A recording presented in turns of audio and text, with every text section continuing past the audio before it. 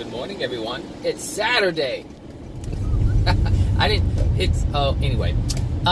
So someone had asked a question regarding longing for love versus needing love. And that is a tricky one. That's a tricky one because when you long for something, it's like you have a desire for it. But the thing is, like, when you long for something, there is a need to have that desire fulfilled. And this is why it can be so tricky. But there is a difference. And as I was sitting thinking about the question, I couldn't intellectualize it because it's a feeling. And so I had to sit there and feel the difference. And the difference was really incredible. And the only way I could come up with that, or come up with the answer or the explanation for the differences between the two, is being able to apply the different universal laws and the different principles, or I should say the truth. And I've said this time and time again, if you have truth, you can figure anything out. And so I was able to, come up with a way in order to explain it so someone would be able to understand the difference. So when you long for something, it is a desire to have that thing. When you need love, so if it's love we're talking about, because that's what the person was referring to, was love. When you long for love, it's simply a desire to have that love. But when you need something, that means you need that in order to feel good or to be happy. You need that, whatever it is, in order to fulfill yourself, so you feel good.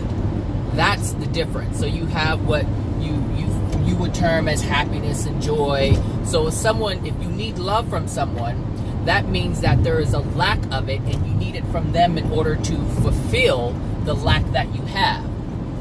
But when you have a pure desire, a pure longing, so let's use God as an example, because this is actually the perfect example.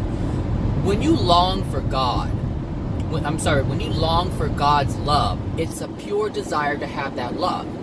But God's divine love, because that's the only kind of love God knows how to give, or can give, because God is divine. And so when God gives God's love purely, it is divine, because God is divine. So it is a divine love. But when you long for that love from God, it doesn't matter if you don't get it. You can still be happy if you don't have God's divine love.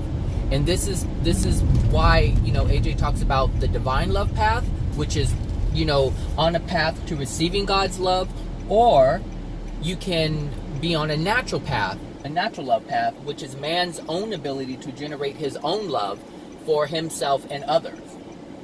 Do you see the difference? So we don't need anybody's love.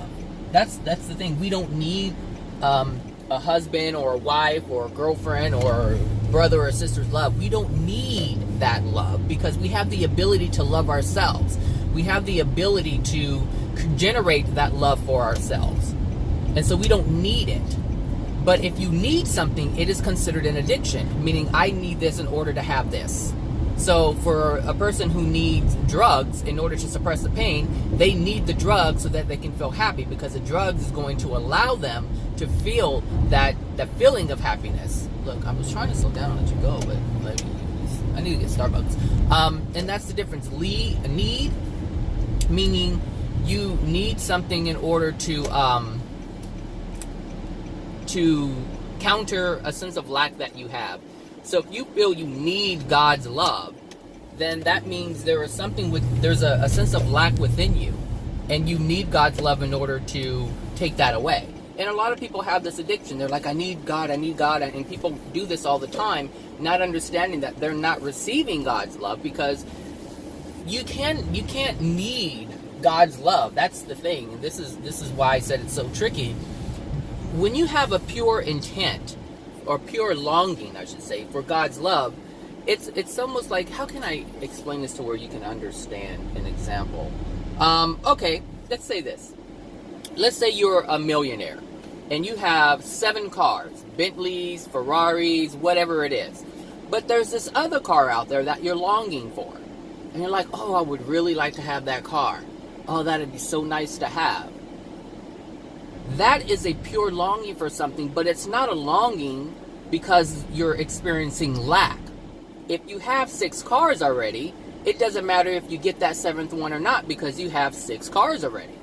But if you don't have a car and you're longing for that car, understand that the need, or I should say the need for that car, is not just a pure longing for it. You're needing that because you're experiencing lack. And so you need the car so you don't experience the lack. And so that's the difference. When you have a pure loving or a pure longing for God's love, it is not because there is a lack of it in your life. It's simply because you want to have it, you want to enjoy it, you want to experience it. But it's not going to change your happiness or your joy, because you already have that within you. Do you see what I'm saying? There's a difference. And this is the thing, is because God will not give you God's love if you need it. And I don't know if that makes, I know that's going to sound weird, but it's a feeling within. It's not the words you should be focusing on in terms of what I'm saying. It's the feeling within it. If you have a sense of lack, that means there's something within your soul. And so God wants you to not have that within your soul, so you're going to have to feel that until you choose to get rid of that emotional injury that's causing you to feel that way. Hold on, I got to make my order.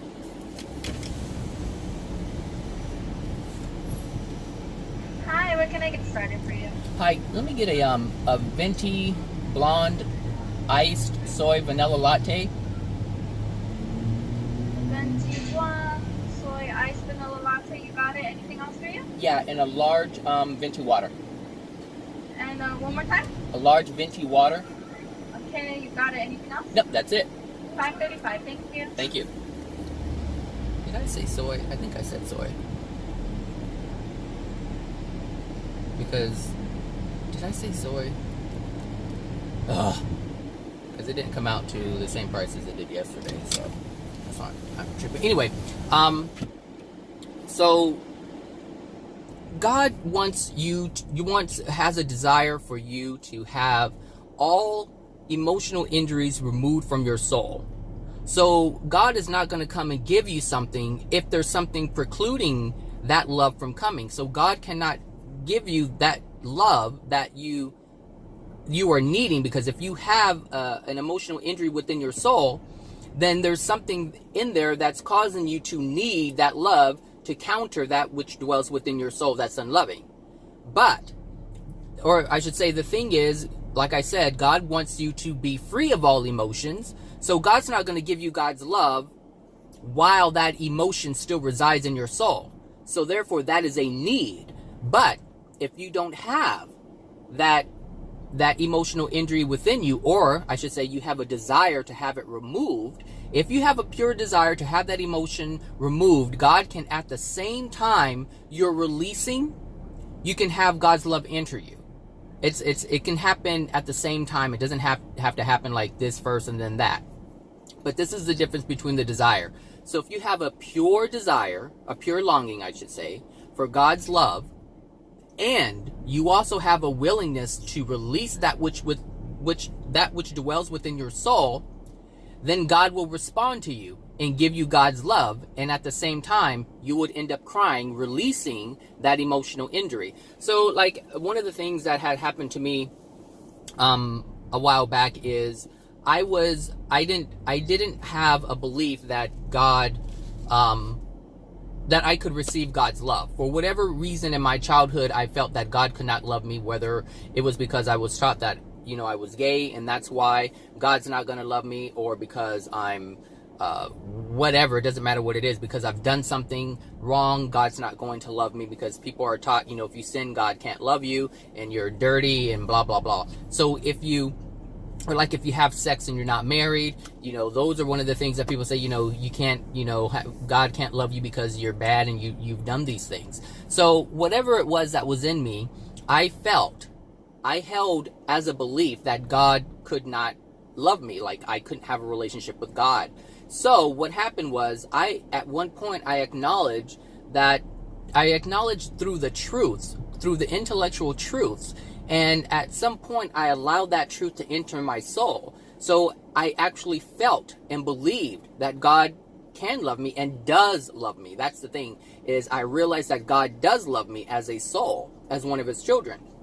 And as I accepted that on a soul level, I started crying. And that was the emotion that was being released, because I was now accepting a truth. And so as that truth entered me, that emotion that was in that belief, that emotional belief that was within me, was coming out at the same time. And it was just the weirdest thing, but I felt the love come in. And as God's love poured into me, it pushed the belief and feeling of God not loving me. Does that make sense? And so it can happen at the same time. It doesn't have to be, one before the other. But there is that's the difference. Is you have the longing is a pure desire for love, without the lack interfering with that. And so I didn't, at that point, when it released from me, when that untruth was released from me, I had, at that moment, it's like there wasn't anything, like I wasn't like, God, I need you to love me. I just simply accepted the fact that God already loves me.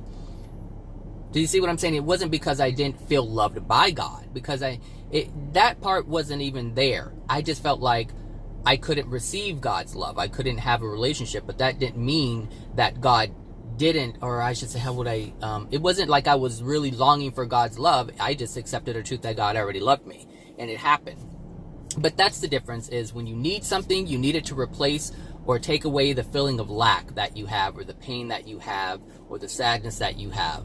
But when you just have a longing, like that car example I was giving, I can have all these different cars and still long for a different car, but it's not because I don't have a car. I'm not trying to replace a lack. It's just a pure desire.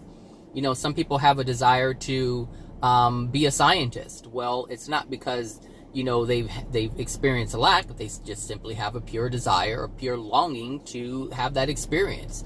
And that's the difference. The difference is not when you have a pure longing for love, it's not because you have a lack of love. It's simply because you want to experience the love. So let's say I had no emotional injuries within me, right? And so there's no lack within me whatsoever. If I want to have a longing for something, I can have a longing for that, but nothing is going to interfere with that longing. It's not because I'm trying to make up for something else or take away something else or anything like that. And that is the difference between longing for God's love and needing God's love. You only need something when you're afraid, when you have lack, when you're afraid of not having it, or you feel bad for not having it. And that is the difference. And I was supposed to make this on the way to the car wash, but it looks like I only made it to Starbucks. Anyway, I hope that answered the question. It can be tricky, because when you have a longing for something, there's like a strong desire, a strong need to have that desire fulfilled. But it's not the kind of need you have when you're experiencing lack. And most people, and this is why the law of attraction does not work for people, because the longing has to be pure. And I don't know if you remember, The Secret, where the little boy was trying to, close his eyes and think about the bike. Well, that didn't work. And then people came out later and they're like, oh, well, there's a component missing to that. You have to feel like you have the bike already. That's what they were saying, because they were like, get into the feeling. And still people were not able to manifest things. And the reason why is because the reason why they were trying to manifest money is because they didn't have it. So they were focused, there was an element of lack that was involved with that process, and any form of lack involved with the process in terms of trying to manifest something will always keep you from having that. Does that make sense? So anytime there's any kind of lack involved whatsoever, if you're trying to change something or you're trying to change something to something else, that means you're having a need to transform that. But when you just simply have a longing for that thing, then there's nothing to obstruct its coming to your experience. And that's really important to understand in terms of what when you're trying to practice the law of attraction. Yes, you can manifest things, but this is why you have to work on the emotions that are within your soul, because the emotions that are within your soul are precluding that lack. Any emotional injury is a lack. A lack of what? A lack of love. Does that make sense? All right. All right, everybody. Have a wonderful Saturday, and I will... Ooh, that's a whole bunch of coffees in that car. They got a car full. All right. I'll talk to you guys later. Have a good weekend. Bye now. All right, I'm back. I had to add something. I was listening to my video, and there's some things I need to make some clarifications on. And this was regarding God's love. God's love,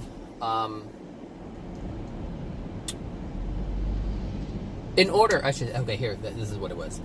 In order to receive God's love, you have to accept truth, because that's the only way you can receive God's love, because God is truth. So in order to accept God, you have to accept truth. Does that make sense? So if you have a longing for God's love, then you're going to have to accept the truth of God in order to receive God's love, because as you receive God's love, you are literally receiving an aspect of the Creator, an aspect of God. So in order to get that, you have to accept the truth of. Does that make sense? Like like God cannot and will not, God will not give you God's love if you do not receive the truth of the Creator, the truth of God. And this is why a lot of people on the planet are not receiving God's love, because they're unwilling to receive the truth. So all these Christians that you have, that you see, saying, God loves me and I have a relationship with God, that's not true, because they can't even accept the truth of the Creator. So if they believe that God is a punishing God, how can you receive love from a God who is punishing? Because for someone to love you, they're not going to punish you. Does that make sense? So obviously they're not accepting the truth of God, therefore they can't accept the love from God. So this is why when you have that pure, you're not in any danger of feeling God's love if you're not willing to accept His truth. You have to accept His truth. And here's the thing, look, if you are feeling like God doesn't love you, then you're not going to be able to receive God's love. How can you? If you already believe, if you have a belief, an untrue belief of God not loving you, how can you receive something that you know can't happen? If you currently believe that, how can you receive the opposite of that? You are the creator of your reality. And if you believe that God doesn't love you, then God can't love you. But, like I said, as I acknowledge that God already loves me, because I accepted that truth, that intellectual truth into my soul on a soul level, that's when I just started breaking down crying. It was like I was just driving. That's all I was doing, just driving, and it hit me. And I just started crying. I'm like, what is going on? And then it hit me exactly what happened in that moment. I accepted a truth. And as I accepted that truth that God does love me, His love automatically pushed that belief that I had out of me. That emotional belief that I had that precluded God's love from coming in, it pushed it out, because I had already replaced that belief with the truth. So I replaced the untruth of God not loving me with the truth of God loving me, and everything happened on its own. I didn't have to do anything. All from just accepting the truth. That's it. I didn't even say, God, I want your love. I just automatically accepted that God does love me. So God is already sending me His love. So once I acknowledged that, it had to push the untruth out of me. And that's why I started crying. That is the amazing thing about this, is you can start with just truth. You don't have to start releasing emotional injuries. As you start accepting truth, the emotional injuries just start leaving on its own through the process of crying, through the process of releasing that emotional belief that you have within you. That's the amazing thing about this. This is why I love the truth part, because I can transform my soul to a certain degree, to a certain extent, I can transform my soul without focusing on releasing the emotions. This is why I'm watching AJ's videos all the time. I'm trying to learn more truth, and not just to intellectually learn it, but to accept it, to know that this is what it is. Does that make sense? So I just wanted to add that on there because I think it's very important to understand. And I made a video titled Preclusion, and what that's basically saying is allowing yourself to realize that you have things within your soul that is precluding God's love and God's truth from entering your soul. And so we have to acknowledge what these things are that are within us that preclude that truth from coming in, that preclude God's love from coming in. And so if you have a longing for God's love and it's not coming, then you have to find out what is precluding that love from coming in. And it's really easy because whatever belief you have, because you can ask yourself, if you're having an issue with receiving God's love, then you have to find out, well, why do you think God won't love you or doesn't love you? What are those beliefs that you have? And then that will shed the light on what is precluding God's love from entering, because that means that you hold a whole bunch of untruths. And, there's a lot of cars in there. Ooh, Lord. You are holding a slew of untrue beliefs, ideas, emotions within your soul. And that's what you have to come to terms with in terms of realizing that all those things are lies. So if you can't receive God's love, that just means you hold a whole bunch of lies. Ooh, do I really want to go in here? I don't know if I want to go in here right now. You know what? No, I don't. I don't want to do this right now. This is too many cars. Too many cars. And I'm not dealing with that right now. This is too much. So, yeah, anyway, there's a whole bunch of lies that you have, a whole bunch of beliefs that you have that are not true, and regarding God. And if you look at the planet, a lot of people hold those lies. A lot of people hold those lies. So, get rid of them. Get rid of them. And how you get rid of them is you do what you're doing now. You're listening to these types of videos of learning the truth of the universe, the truth of God's laws, the truth about God's principles, the truth about your soul, acknowledging the truths that are within you, or the lack of truths that are within you, but also acknowledging the truths of what you are. Like, you are a soul. You are a powerful, creative being who is able to manifest anything. But if you're living a life where you're not able to manifest anything, that's only because you believe you're not able to do that. And so therefore you hold an untruth that is precluding you from creating as much as you want.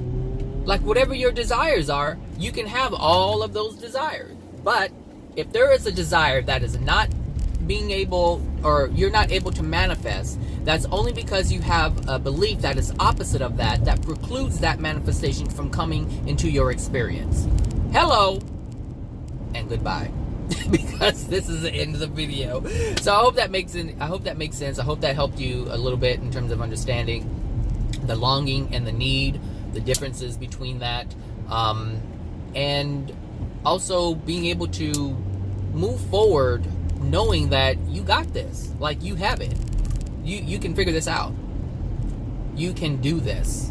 And it's not because I say you can do it. It's because it's already within you to be able to do it. There isn't anybody on this planet that can give you the power to do it. To change, to transform, to manifest. Nobody has that power. You have that power. The only power I have is to show you the ability that you already have.